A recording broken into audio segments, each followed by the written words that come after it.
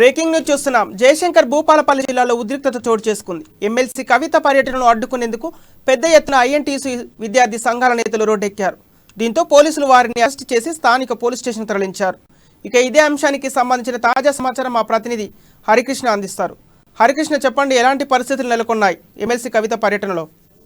Thank you Subhash. Jayashankar Bhupalpally జిల్లాలో ఉద్రిక్తత పరిస్థితులు అయితే నెలకొన్నాయని చెప్పాలి. అయితే నేడు భూపాలపల్లి జిల్లాలో ఇటు కల్వకుంట్ల కవిత పర్యటించనున్న నేపథ్యంలో ఇటు ఎమ్మెల్సీ కవిత పర్యటనను అడ్డుకోవడానికి పెద్ద ఎత్తున అయితే ఐఎన్టీసీ ఇటు కాంగ్రెస్ పార్టీకి సంబంధించిన నాయకులు కూడా మొత్తం కూడా ఇటు రోడ్ల మీదకి వచ్చి కూడా ఎమ్మెల్సీ కవిత గో బ్యాక్ అంటూ కూడా నినాదాలు చేసిన పరిస్థితులు అయితే కనబడుతున్నాయి. అయితే ముఖ్యంగా వీరందరూ కూడా ఒకేసారి రోడ్డు మీదకి రావడం పట్ల మాత్రం ఇటు స్థానిక పోలీసులు అయితే వారందరినీ కూడా అరెస్ట్ చేసి స్థానిక పోలీస్ స్టేషన్ కి అయితే తరలించారు. అయితే ముఖ్యంగా ఇటు ఏదైతే జయశంకర్ భూపాలపల్లి జిల్లాలో ఇటు ఎమ్మెల్సీ కల్వకుంట్ల కవిత పర్యటన సందర్భంగా కూడా ఇటు ఏదైతే భూపాలపల్లి జిల్లాలో ఇటు బొగ్గుగని కార్మికులకు సంబంధించిన భవనాన్ని ప్రారంభించేందుకు అయితే ఎమ్మెల్సీకి అయితే వచ్చారు. అయితే ఇవాళ గుండెపోటుతో మృతి చెందిన ఇటు కొక్కు తిరుపతి అనే కార్మికుడు టీపీసీ కేసు సంబంధించిన కార్మిక నేత అయినా అయితే ఈయన చనిపోయినప్పుడు సందర్శించడానికి రాలేదంటూ ఇటు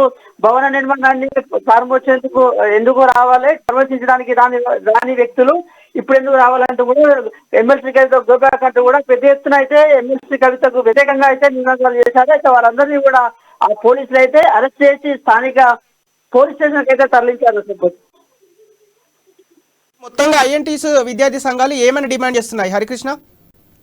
అయితే ఏదైతే ఇటు భూపాలపల్లికి సంబంధించిన ఇటు టీపీసీ కేసు సంబంధించిన కార్మిక నేత మొన్న కొంత అస్వస్థ గురై కూడా చనిపోయారు. అయితే కొక్కుల తిరుపతి అనే వ్యక్తి అయితే కూడా ఇటు కార్మిక వర్గానికి చెందిన నేత, టీపీసీ కేసుకు సంబంధించిన కీలక నేతగా ఉన్నాడు. అయితే అతని మరణించినప్పుడు రాని ఇటు ఎమ్మెల్సీ కవిత ఇప్పుడు ఏదైతే సింగరేణికి సంబంధించిన భవన నిర్మాణాన్ని ప్రారంభించడానికి రావడం సిగ్గు చేసినట్టు కూడా ఎమ్మెల్సీ కవిత గృహపాక్ అంటూ కూడా పెద్ద ఎత్తున అయితే ఇటు కాంగ్రెస్ పార్టీకి సంబంధించిన నాయకులు కావచ్చు, ఇటు ఐఈసీ సంబంధించిన విద్యార్థి సంఘాల నాయకులు కూడా పెద్ద ఎత్తున అయితే నినాదాలు చేశారు.